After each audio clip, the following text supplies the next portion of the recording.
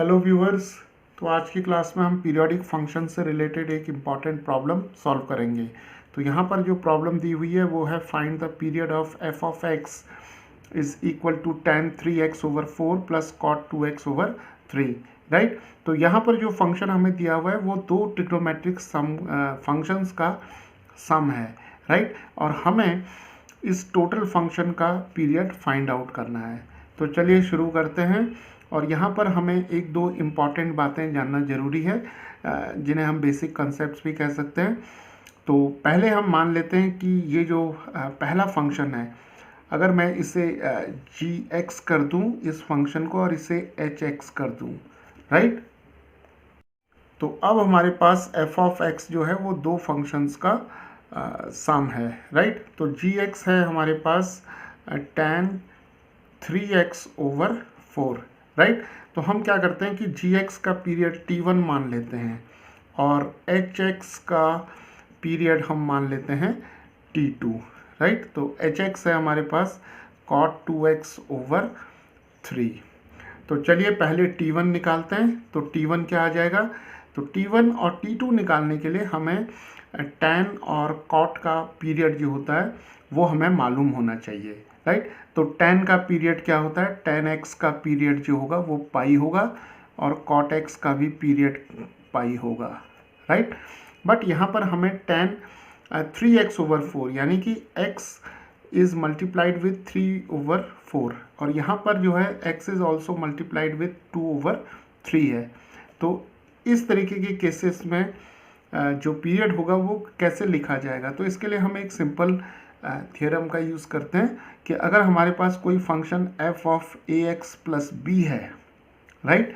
तो इसका पीरियड अगर f ऑफ x का पीरियड अगर t है तो f a x plus b का पीरियड जो होगा वो t/mod ऑफ a हो जाएगा, राइट। तो जो x का कोफिशिएंट होगा उसको हम t को हम उससे डिवाइड कर देंगे, राइट। तो t1 क्या आ जाएगा?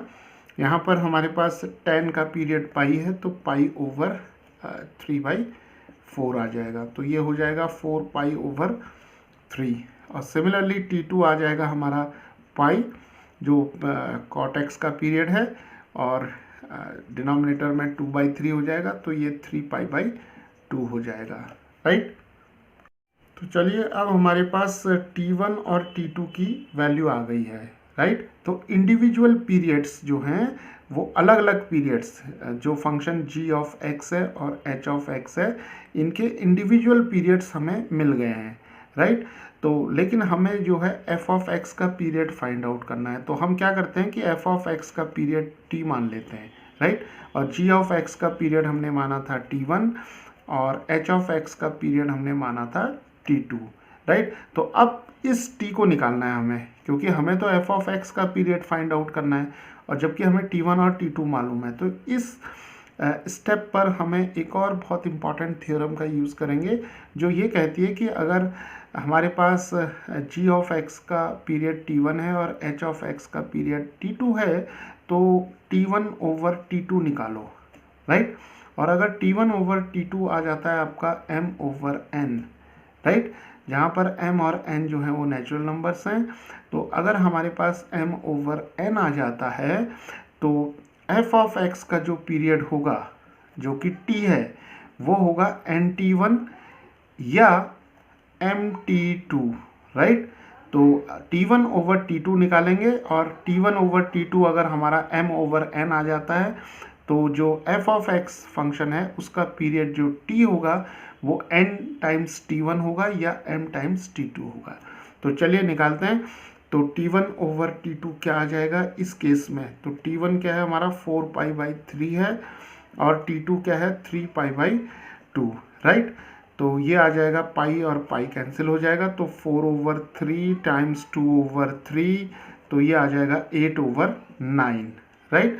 तो t1/t2 हमारा आ गया 8/9, जो कि हम लिख सकते हैं m/n और m/n, राइट। तो यहाँ से अब हम देखेंगे कि m आ जाएगा हमारा 8 और n हमारा आ जाएगा 9, राइट। तो अब हमें t निकालना है। तो t जो होगा वो इस रूल से निकलेगा, राइट। तो t आ जाएगा हमारा nt1, राइट। तो n हो जाएगा हमारा 9 और t1 क्या होगा, t1 हमारा हो जाएगा 4π/3, राइट। तो ये हो जाएगा आपका 36π/3 दैट इज 12π, राइट। या हम इस रूल का भी यूज़ कर सकते हैं, तो पीरियड जो हो जाएगा वो mt2 हो जाएगा, m टाइम्स t2। तो m क्या है हमारे पास, m है हमारे पास 8 और t2 क्या होगा 3π/2 हो जाएगा। तो यहाँ से 24, 8 3 24π/2, तो ये कैंसिल हो जाएगा, तो 12π आ जाएगा।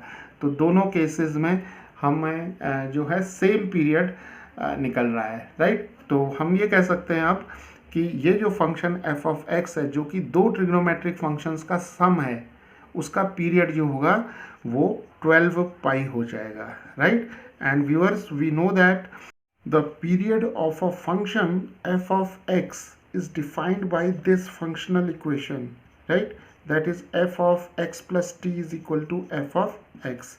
So this is the definition of a periodic function f of x, right? तो यहाँ पर जो t होगा, t is the smallest number, right, which satisfies this functional equation. तो यहाँ पर जो पीरियड होगा f ऑफ x का वो 12π हो जाएगा, राइट। तो 12π जो होगा वो इस फंक्शन का जो पीरियड है वो स्मॉलेस्ट पीरियड होगा।